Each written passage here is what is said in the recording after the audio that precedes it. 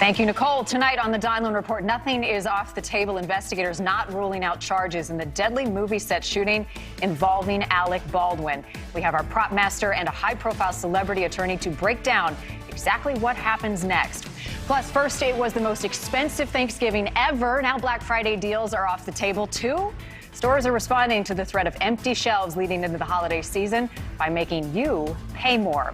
And we have seen it before. Lawsuits covering just about everything. The latest legal battle over one breakfast food claiming there is not enough strawberry in Pop-Tarts. I'll be speaking with the attorney who is making the $5 million case. Thanks for joining us tonight. I'm Marnie Hughes in for Joe Donlon. The Donlon Report starts right now.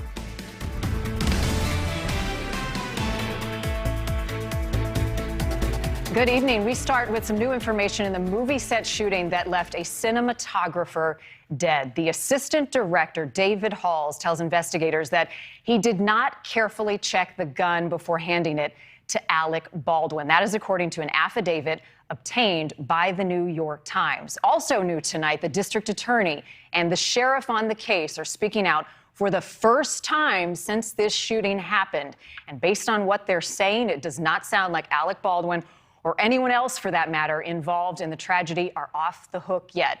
Listen to what the district attorney had to say. All options are on the table at this point. I'm not commenting on charges, whether they will be filed or not, or on whom. So the answer is we cannot answer that question yet until we complete a more thorough investigation. But there is the potential for Alec Baldwin himself to face charges because you have not ruled them out. No one has been ruled out at this point. So again, no one has been ruled out yet, including Alec Baldwin, who in addition to being the person who pulled the trigger, is also the executive producer for the film Rust. Here's a portion of what the sheriff had to say. He's obviously the person that fired the weapon. So we're going to continue interviewing and getting the facts of his statements and the evidence and the case and possible witnesses or anybody that has any information. So right now, he is an active part of this investigation. Now, since this story broke, we have all asked the question, how can this happen? How can an actual gun with live ammunition make its way onto a movie set, let alone into the hands of an actor involved? The sheriff addressed that as well. So I think what we've learned is we suspect that there was other live rounds that were found on the set. I won't comment further on how they got there. That's still part of this investigation is active, so I won't comment on how they got there. Obviously, I think the industry has had a record recently of being safe. I think there was some complacency on this set. And I think there are some safety issues that need to be addressed by the industry and possibly by the state of New Mexico. So many questions still surrounding this case, and that is where we begin tonight with Mark Geragos, a lawyer who has represented several high-profile celebrity defendants. Also, stunt scientist Steve Wolf, who has been with us on this story from the very beginning. Thank you both for being here. Mr. Geragos, I want to start with you and Alec Baldwin. He's the executive producer of this production. So how much legal trouble could he potentially be in right now? Is jeopardy, if you will. I don't think as an actor, in his role as actor, that you could lay blame to what he did based on the facts as being reported. However, if some of the other stuff that's been leaked and been talked about is true, then his jeopardy would become probably as a producer. And there's a certain amount of irony here in the fact that the person who is the surviving the only survivor of the shooting is the director, and so far it looks like the director is the one who hired the assistant director, who seems to, at least if you believe what's being reported, is in the most danger of culpability. Based on what we know at this point, I mean, certainly some negligence and some checks and balances didn't happen, but at what point does that rise to the criminal level? Well, that's the problem here. You've got a situation where it's almost verboten to ever bring live ammunition onto a set in a situation like that. And if you believe what was reported today, not only was there live ammunition, but hundreds of discrete pieces.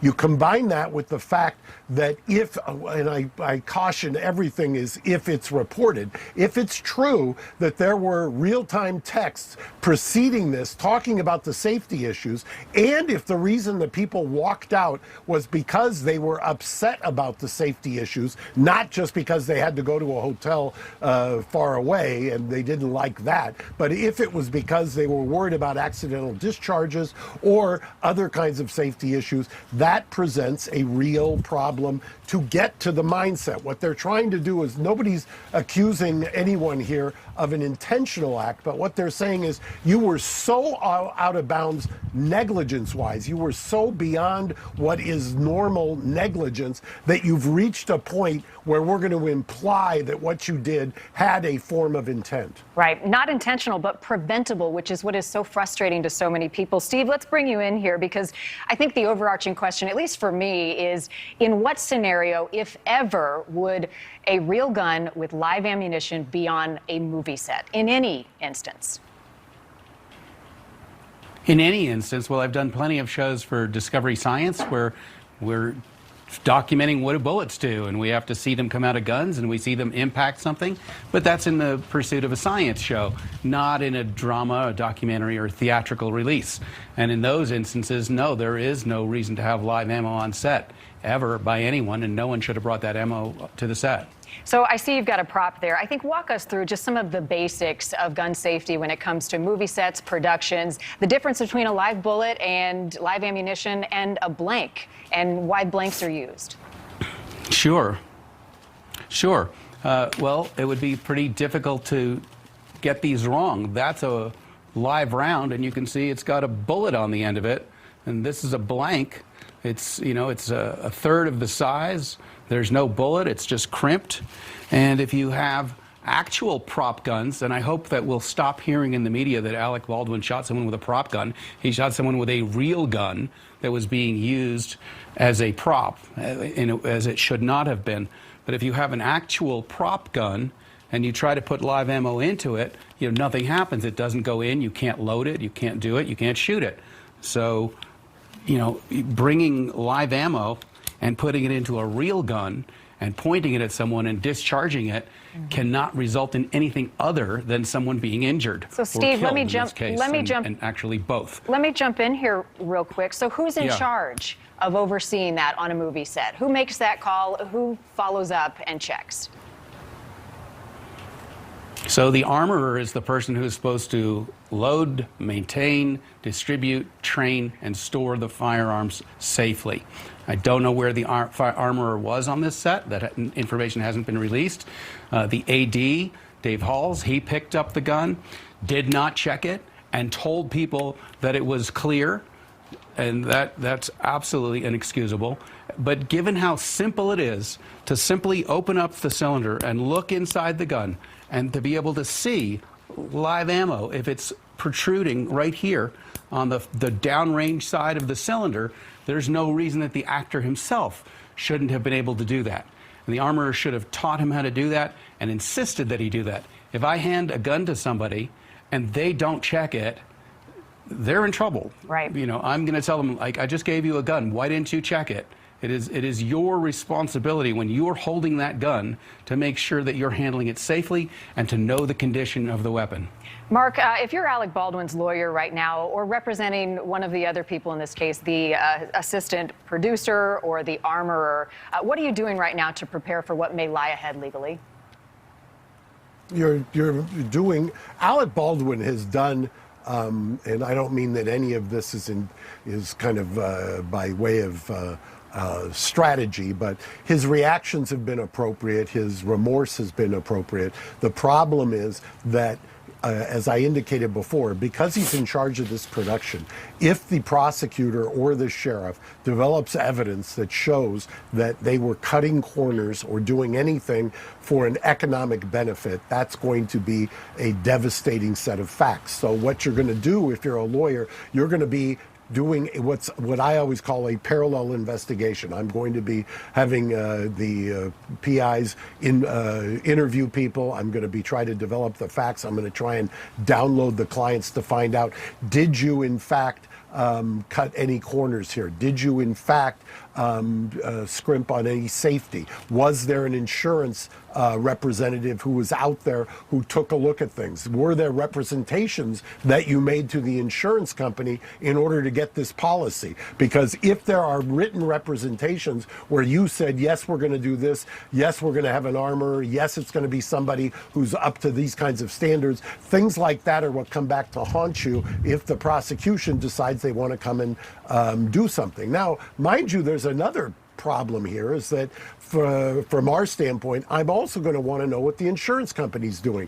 There's a $5 million, apparently, if you believe what's being reported, a $5 million insurance policy. I guarantee you the insurance company's already got investigators all over this thing and are combing through ways that they can push back on having to be civilly liable for the monies that are at issue here. So you would want to be investigating that as well, see what it is they're doing, and making sure that you didn't make any misrepresentations or you fell short on any of the covenants of the insurance policy. Well, a potential criminal suit, potential civil suit, a long investigation, and certainly a long legal battle ahead. And at the heart of it, a young cinematographer, talented mother and wife killed in the process. We want answers, and we'll stay on it. Mark Geragos and Steve Wolf, we appreciate your insight. Thank you. Thank you. We are Thanks following so some drama and fireworks on Capitol Hill tonight. Some Republicans furious at Attorney General Merrick Garland. Take a look. You're the Attorney General of the United States. This was not a tweet you sent. This is a memo to the Federal Bureau of Investigations saying, go investigate parents as domestic terrorists. That is not what the memo says at all. That's wrong. Shameful. Judge, this is shameful. This testimony, your directive, your performance is shameful. Okay. That's not. Thank God you are not on the Supreme Court. You should resign in disgrace, Judge. Political theater, but on a very important topic. Julia Manchester, national political reporter from our partner, The Hill, joining us now. Julia, Republicans accusing the Justice Department of playing politics for school boards and the White House. Fair or unfair?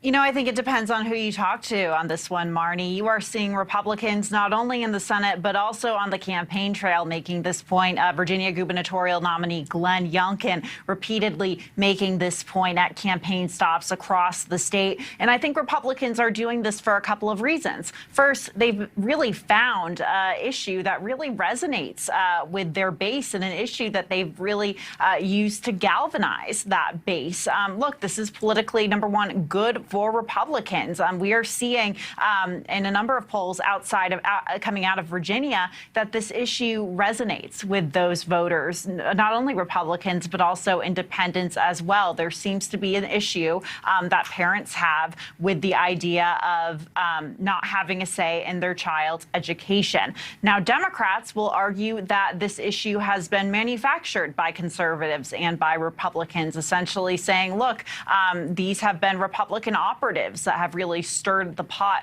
on this issue, and they're looking at polling that clearly shows that this is a successful issue for them, and they're seizing upon it. Well, the other argument would be, let school boards be school boards and govern themselves, local authorities, the school board members within the schools. Why are politicians in Washington, D.C. getting involved in what's happening? You know, that's a very good point. And I think you're seeing Democrats really making that point, saying, look, school boards should be school boards, and adding that school board members are elected members, officials in specific localities. So that's a point they're obviously making there. So I think overall, though, what you're seeing is a very sensitive issue that's really playing out politically on the national stage. I mean, we saw that in Loudoun County, for example, just right outside of Washington, D.C., D.C. This started out during the pandemic, I think, when a lot of children were home and doing remote learning, and parents saw more of what they were learning, and parents, according to Republicans, voiced those concerns at these school board meetings. And I think this is where some of that is coming from, coupled with the fact that Republican politicians, maybe some Republican operatives, are really pushing this as a major campaign issue. And wouldn't it be nice, Julie, if in the end we just all stopped yelling at each other and just listened a little bit more? We might get a lot more out of it, especially when you bring our kids into it. They may be able to show us the way as well. Julia Manchester from the National Political Reporter, The Hill. Appreciate your time tonight. Good to see you. Thanks, Marnie. Well, the Pentagon says more than 400 Americans are still trapped in Afghanistan, more than 1 month after the U.S. ended the longest war. What are we doing to get them home safely as new threats from that region emerge tonight? I'll be asking a Congresswoman, Nancy Mace of South Carolina, what's being done to get our Americans who are still there home safely. And with a vaccine mandate for firefighters in our nation's largest city set to take effect on Friday, the Fire Department of New York is planning a new set of protests. Our last year's heroes, this year's unemployed. We're going to take you live to New York City. And don't forget to follow us on social media at the Donlon Report on Twitter. We'll be right back.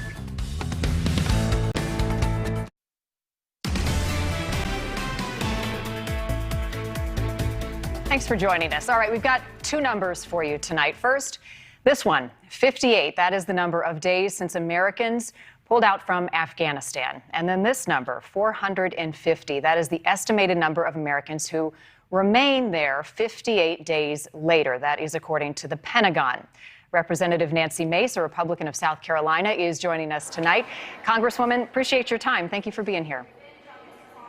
And thank you for having me on.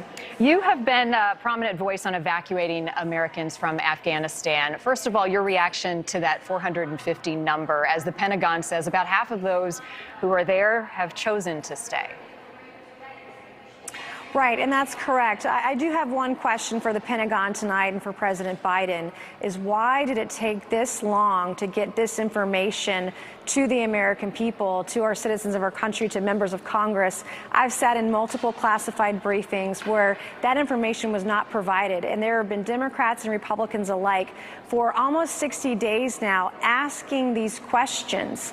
And it's deeply concerning because about half of those that are left behind want to desperately come home to the United States of America.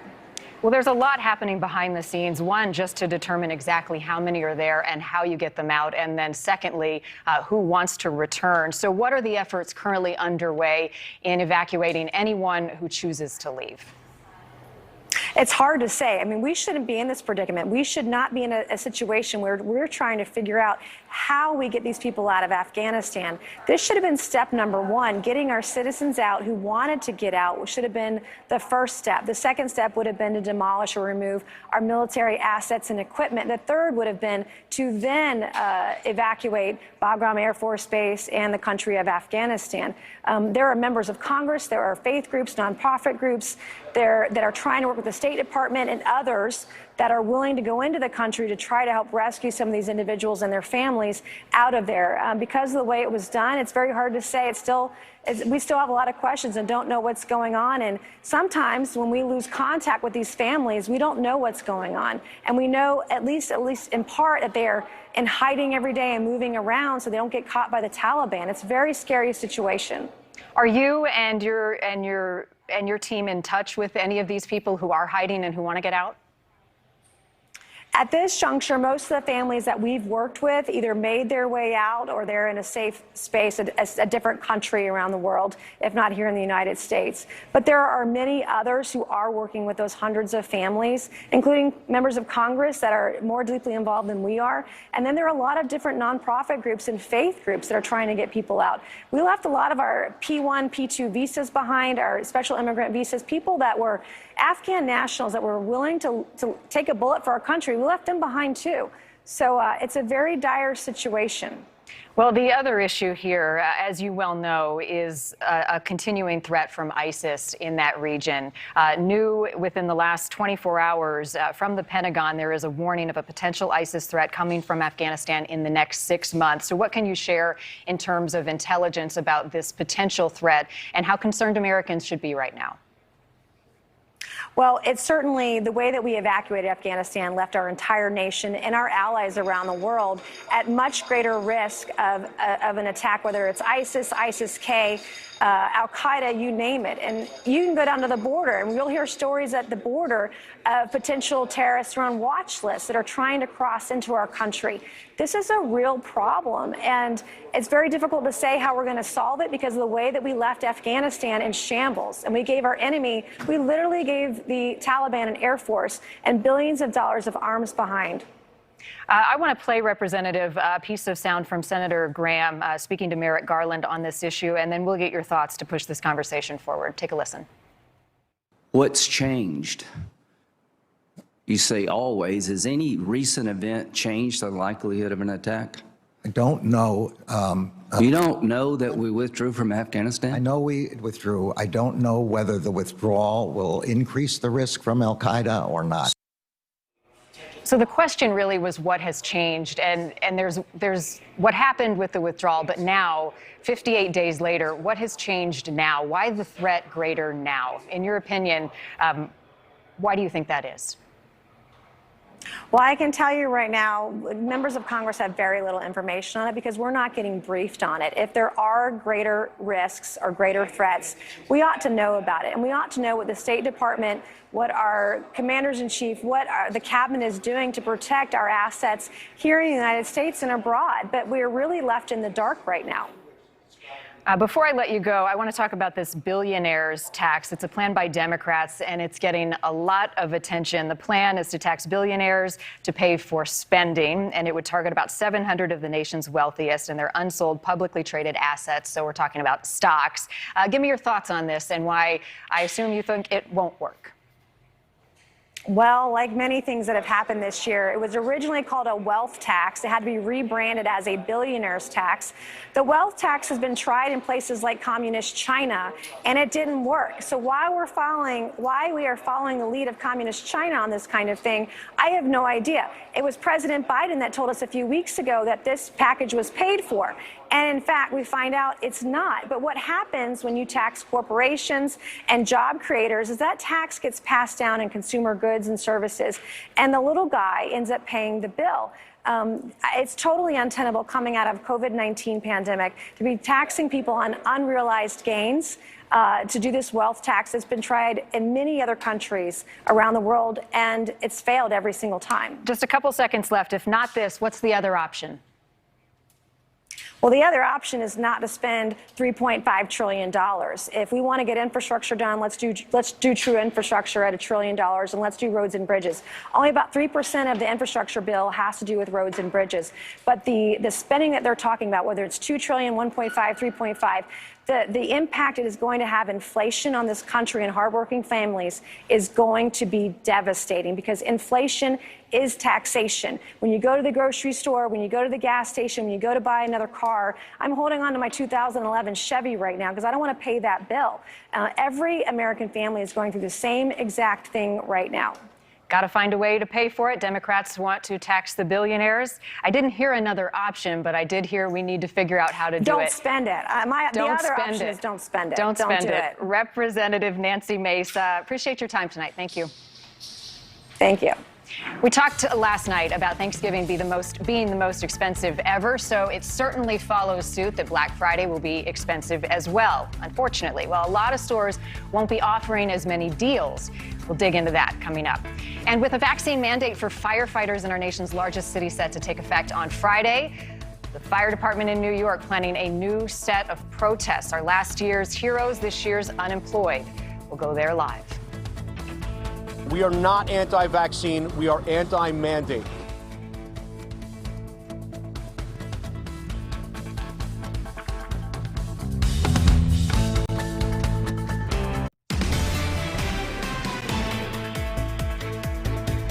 Last night here on the program, Joe talked about Thanksgiving being the most expensive ever this year. And tonight we are learning about Black Friday. All of those deals that so many of us are used to might not be there this year. Joining us now to talk about this is Hitha Herzog, H² retail analyst. So Hitha, clearly a number of stores have been hit by the supply chain crisis, but let's roll things forward to Black Friday. Is this going to create this huge dark cloud? No sales?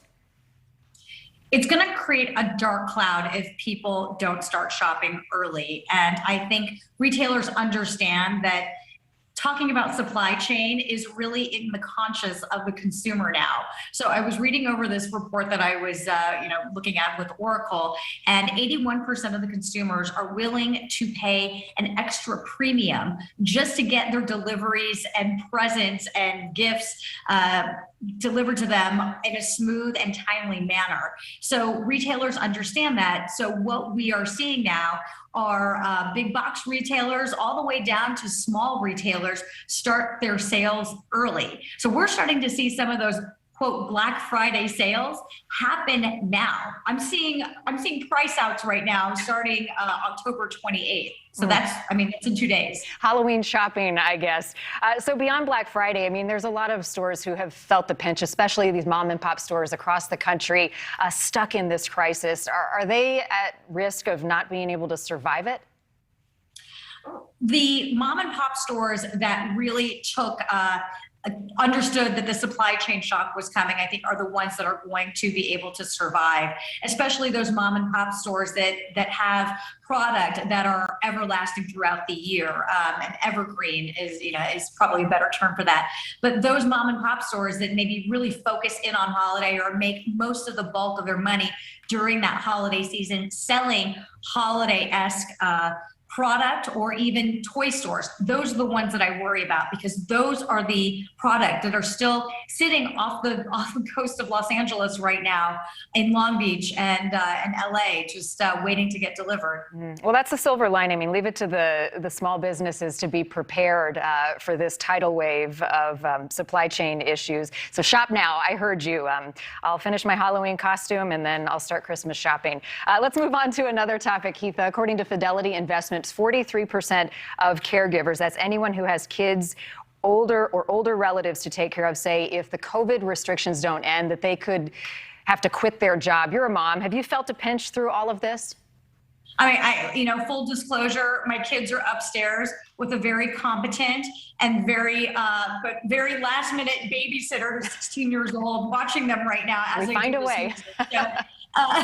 So hi everyone, but yeah, no, we are all feeling the pinch, and especially those who have to care for older relatives and their children. The fact that we still cannot figure out how to balance out and take care of the caregivers while they have to work, it is a very much double-edged sword, and that makes complete sense. The fact that people even have to make the decision, it's either work or caregiving. It's just it's where we're going, and unfortunately it's probably going to get worse if there isn't some sort of solution that comes about. Well, and I mean, an added insult to injury is the fact that there are a lot of studies out there showing women disproportionately affected by all of this. They bear the brunt of the caregiving duties and sometimes working a job at the same time. I want to cover a couple more things before I let you go. First of all, schools back in person now. What are some of the COVID restrictions that are impacting childcare, kind of pivoting on this issue, and also elder care, the cost more? Well, I've experienced it firsthand. The restrictions with the schools are, while these protocols, and I definitely understand that need to be in place, but there are a lot of hurdles that people have to go through. And really, it has to do with timing, specific tests that need to happen in order for the schools to clear the kids, and all has to happen within 45 minutes. What is happening is that the people that are clearing the tests, mainly the doctors and the nurses, they're understaffed. They can't seem to meet with the kids or diagnose them so that they get the test. in a timely manner so they can go back to school. So, we talk about supply chain shortages and, really the mess that's happening there. There's a real protocol and a real system mess that is happening when it comes to the healthcare system and trying to get these kids tested and back in. So lots of protocols, lots of hoops that parents have to jump through. It's just not friendly for parents that are working and caregivers that are working. And I worry about them, Hitha, that if they stepped out of the workforce to take care of a child, to take care of a loved one because they couldn't make ends meet, and at some point they decide to jump back in, what will they find when they try to do so, some of the challenges? The world is changing very rapidly. If you had told me a year and a half ago there was something that was going to be called an NFT that people were buying for $39 million online, I would have laughed at you. So just to show how much technology and how much just even small things, things are becoming more automated. So maybe you have a job that really requires you to be there. Who knows if it's even going to be there in 9 months, but that requires education. So what workers can do and what employers can do is start educating those workers so that they are prepared if they have to take time off, and maybe make it more amenable, maybe give them paid time off or some leave there so that they are able to do that and continue their education. Because as I said, it's moving quite rapidly, and you never want to see a very competent, very smart workforce, these women in particular, being left behind. Right. And there are a lot of jobs out there. I mean, maybe it's something that you take a job that you don't love to start off with, but it is a step on the ladder to the job that you want in a tough job market. Hitha Herzog, H² retail analyst. Good to see you. Thank you. See you too. Thanks for having me. All right, shifting gears to another problem brought on by the pandemic, and that's the fight over vaccine mandates. Firefighters in New York City, now the latest to take to the streets in protest. And joining us now from New York, NewsNation's Tom Negovan. So, Tom, they walked off the job. How many and for how long? Well, you know what? They're not exactly walking off the job. What's happening are plans for more protests, and we've seen a lot of them already this week. A lot of people hitting the streets of New York, municipal workers, ahead of a vaccine mandate that takes effect for more than 160,000 of them starting next week, Monday, November 1st. So what that means is that by this Friday, 5 p.m., they all have to show proof of at least one COVID vaccination or face unpaid leave. And a lot of them are saying they're ready to do that. You know, our NewsNation affiliate here in New York, WFix TV, heard from the police commissioner, Dermot Shea, earlier today saying there is a real public safety risk here, a risk of having too few police officers on the street as a result of this vaccine mandate. The largest NYPD union we know is suing over this, saying this new rule, which takes effect next week, should not apply to the people who serve and protect. And now we've heard from some of the guys who work just behind us, New York City firefighters, who just announced in the last couple of hours plans for another massive protest. Now, on Monday, we saw thousands of people, firefighters, police officers, New York City teachers, and their supporters storming into Manhattan over the Brooklyn Bridge, stalling traffic, bringing their anti-vaccine mandate to protest to City Hall. They're not anti-science, not anti-vaccine. What they are is anti-mandate. They say the city's not providing them the opportunity to have a choice about this. So tomorrow, thousands more take that same message to Gracie Mansion, home of New York Mayor Bill de Blasio. Tom, before I let you go, sorry, my audio clicked out there for a second. Any indication from the city if they'll budge on this? No, there's no indication in the city they'll budge on this. I'm sorry, there was supposed to be a soundbite there. I thought the firefighters explaining just the severity of this situation to New York City residents, the danger they could be placed in if firefighters come to work unvaccinated and are sent home by the city. And that is precisely what the city says it will do. Talks were still going on today. Well, they put their lives on the line every single day. We're watching this one closely. Tom Negovan live for us in a very busy and loud New York, as always. Tom, thank you. All right, one lawyer is taking on Kellogg's because the strawberry Pop-Tarts apparently don't have enough strawberries in them. We're going to be talking to that lawyer who is making a $5 million case over it. Breakfast battle next.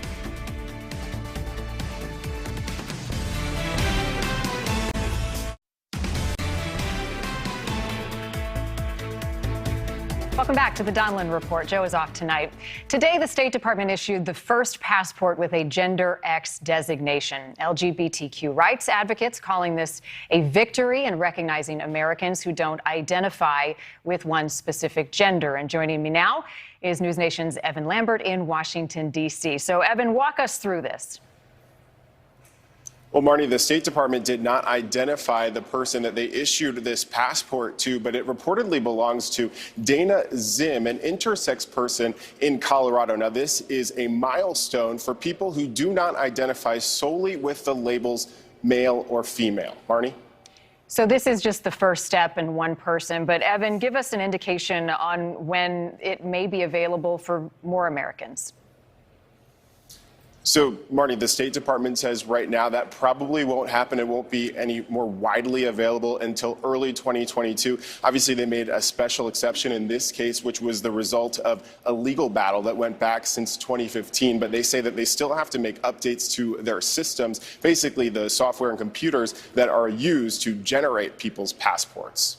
All right, Evan Lambert, live for us in D.C. Evan, thank you. Shifting gears a bit now to a story that certainly caught our attention today.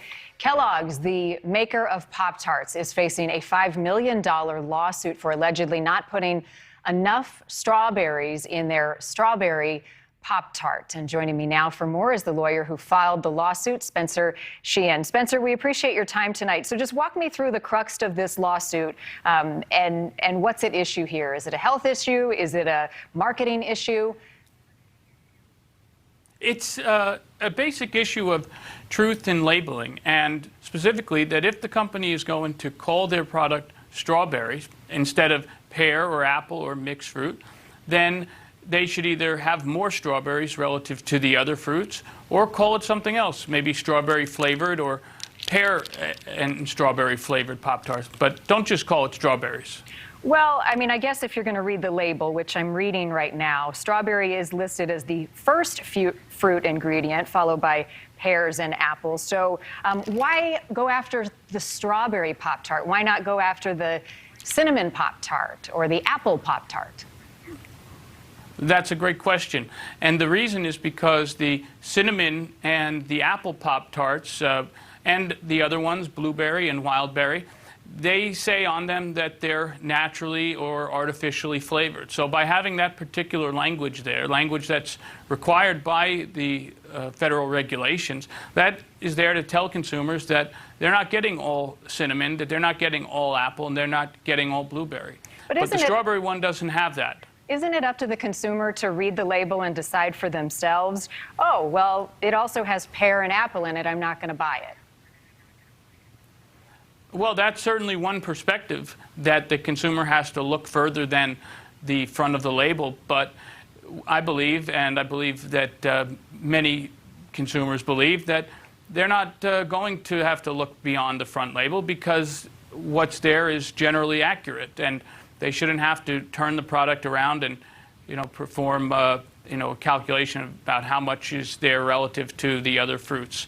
So it is, something that should be on the front. Okay, I hear you. But Pop-Tarts are not considered a by and large, healthy snack. My kids sneak them in at school, but I don't serve them at home.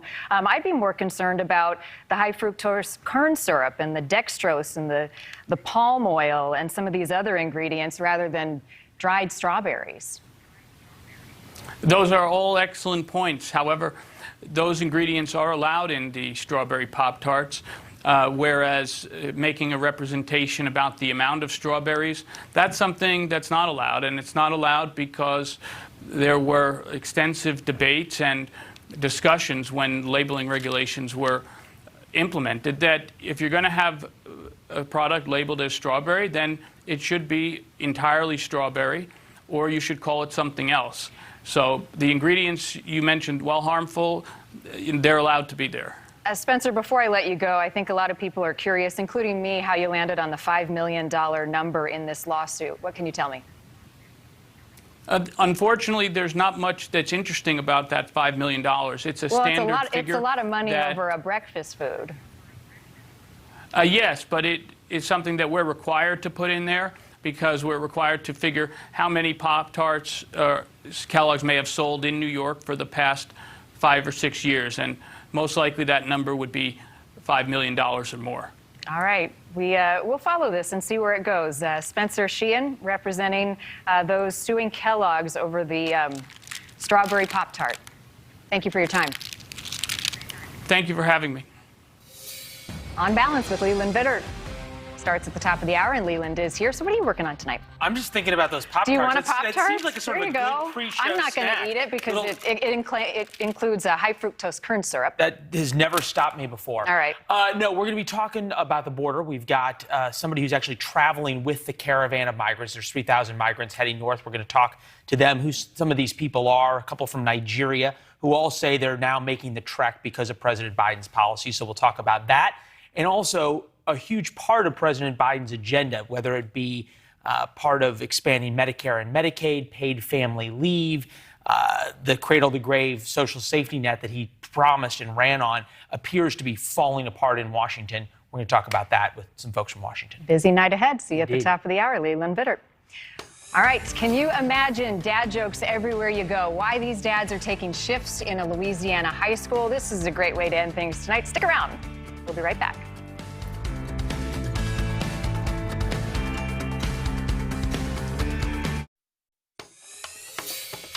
Tonight on our Missing in America series, it is the strange, almost inexplicable mystery of a Texas college student named Jason Landry. Last December, he left his college apartment for his hometown about 2.5 hours away, but he never arrived.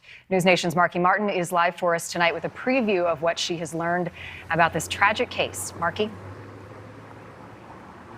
Good evening, Marnie. Talk about somebody just vanishing into thin air. Like most college kids, Jason hopped in his car last Christmas to head home for the holidays. But the thing is, he never made it home. Authorities found his car just crashed out in the middle of nowhere. And he leaves behind his cell phone, his wallet, his backpack, his pet fish. I mean, talk about bizarre. And over the past couple weeks, we've spent a lot of time with his family. Our crew went out with a search party a couple weekends ago, trying to find any shred of evidence they could, sending out canines, horses, tons of people looking for clues and evidence. And we also spent a lot of time with Jason's father, Kent Landry. Here's a sneak peek for tonight. Parent, you visualize your child walking down a dirt road in the middle of nowhere, not knowing anyone, looking for help. And that's the part that hurts. Yeah. So that stays with you. And tonight on NewsNation Prime, I'll bring you the full story, the interviews with those parents, plus the lead detective, what their leading theories are. But Marnie, there are thousands of stories like this one, and they have to be told. We feel his pain. NewsNation's Marky Martin, thank you. And make sure to stay tuned for NewsNation's continuing coverage of Jason Landry tonight on NewsNation Prime as we continue our Missing in America coverage.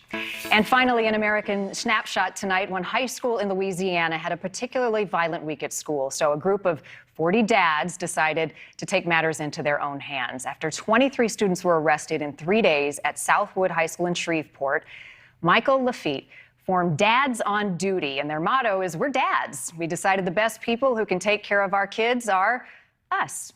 Well, the dads take shifts every day to walk around the school making their famous dad jokes and ensuring that everybody gets to class on time. Well, yesterday, the group created a GoFundMe to start some other chapters of Dads on Duty throughout the state of Louisiana.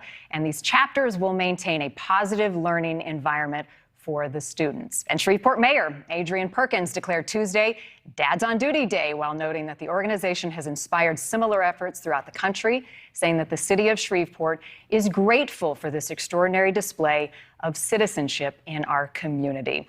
Well done, dads. That is our American Snapshot tonight. Dads on duty with their dad jokes and all. No one's going to listen better than kids and their dads.